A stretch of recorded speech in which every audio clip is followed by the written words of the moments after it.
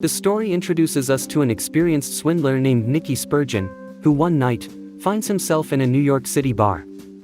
In that bar, he spots an attractive, young blonde woman named Jess, who is seemingly being bothered by a persistent man.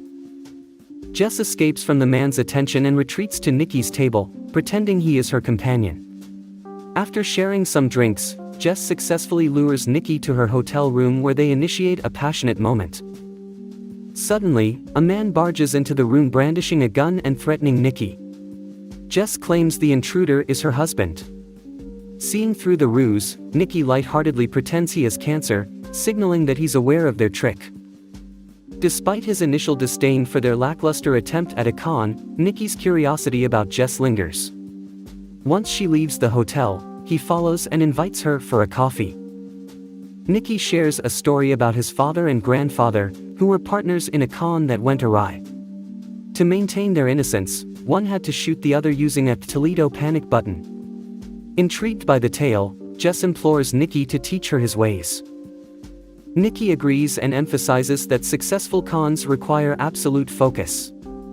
He gives her an impromptu lesson on the streets, deftly stealing her possessions while she's unaware.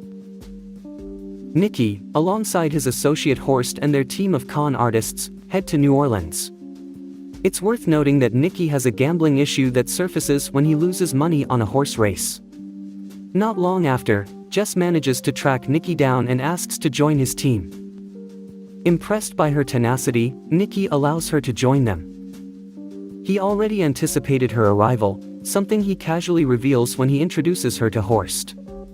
The city is buzzing with the Super Bowl's influx of visitors, and Jess joins the team as they perfect their craft on the bustling streets, pilfering valuables from oblivious individuals. Nicky is clearly taken by Jess's abilities, and she becomes an official part of the team. The group immerses her deeper into their world of conning, introducing her to the intricacies of their schemes such as identity theft and credit card fraud at a hotel casino. They even go as far as setting up counterfeit ATMs to steal PIN codes. Jess gets acquainted with Farhad, Nicky's confidant and partner, who is involved in more complex scams. Despite his seeming disinterest and insensitive comments towards Jess, she oddly finds herself drawn to him. In their base, as Jess learns about how they handle and split profits from the stolen data, she spots a necklace she likes. However, Nicky quickly reminds her that everything stolen must be sold off to leave no evidence. When Jess queries about executing a major con that could provide them enough to retire, Nicky dismisses the idea, stating that their business thrives on volume and grand cons are merely illusions. Nicky asks for $1,000 in cash after losing money at the racetrack, and after all the bags are inspected and money is accounted for, he provides Jess with a place to stay. Despite her request for a ride, he suggests a taxi and underlines that a romantic connection between them would be ill-advised. Despite his initial stance, Nicky eventually finds his way to her, and their physical relationship ignites. During a conversation, Jess learns that Nicky is occasionally referred to as mellow, a nickname his father gave him for being soft, likening him to a marshmallow. Nicky clarifies that emotions have no place in their line of work as it could lead to fatal consequences. On the eve of a significant event, after wrapping up all their schemes, Nicky commends his team on a record-breaking week that accumulated $1.2 million. He sends them off with a pledge to distribute their shares. As Horst hands over the money bag to Nicky, he makes him promise not to gamble it away, a promise Nicky gives with Jess as a witness. Subsequently, Nicky and Jess find themselves at a football game. Not a fan of the sport, Jess humors Nicky as they amuse themselves with minor wagers, such as predicting whether a fan will catch a hot dog or another will be too intoxicated to participate in a wave. They even place bets on how many men will glance at a woman in revealing shorts as she walks past. Jess says 8, while Nicky guesses 3. An intriguing character, Mr. Luyen, joins the friendly betting game and places his prediction at 5. 7 men ultimately glance at the woman, making Jess's guess the closest. Encouraged, Luyen proposes they bet on the football game itself. Despite Jess's lack of knowledge about the sport, Nicky takes Luyen's bait, wagering $5,000 and consequently losing. Attempting to back out, Luyen persuades Nicky to continue the game. Reluctantly, Nikki keeps up the gamble, progressively raising the stakes and suffering losses. After losing $100,000, Jess thrusts their collective earnings at Nikki and insists they leave.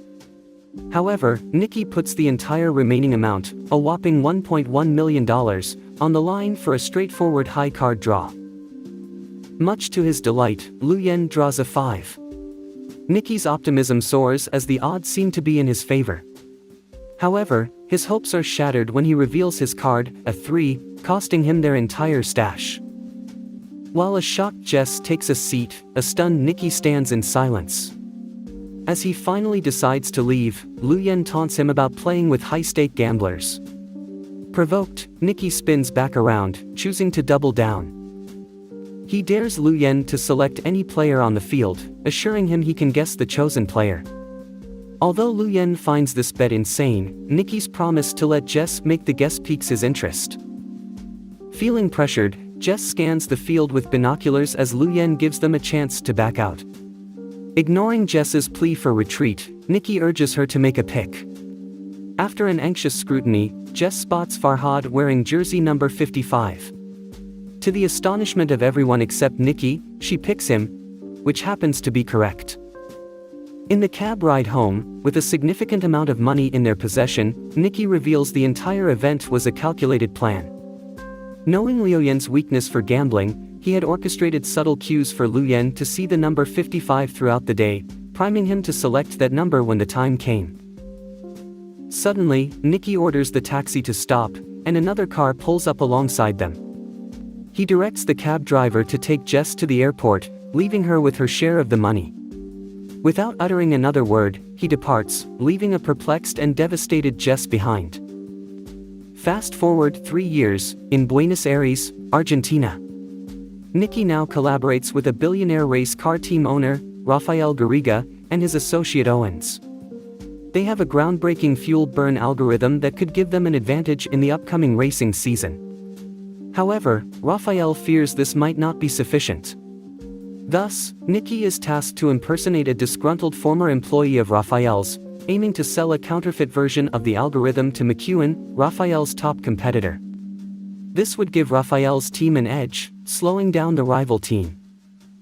Nikki attends a party at Rafael's luxurious mansion. He arranges with the bartender to serve him water whenever he asks for vodka on the rocks, maintaining his facade as an alcoholic. As he mingles with the party guests, he's taken aback when he sees Jess descending the staircase in an exquisite red dress. Even more shocking, she shares a kiss with Rafael, much to Nikki's displeasure. Upon their interaction, Jess assures Nikki she's doing well independently and has distanced herself from their deceptive past. A despondent Nikki requests a glass of vodka, but receives water instead due to another bartender being informed of his alcoholism. Nikki, having consumed multiple Aplatinis, plays his role as the disgruntled ex-employee, but unexpectedly punches Rafael in the face, releasing his anger towards him for being with Jess.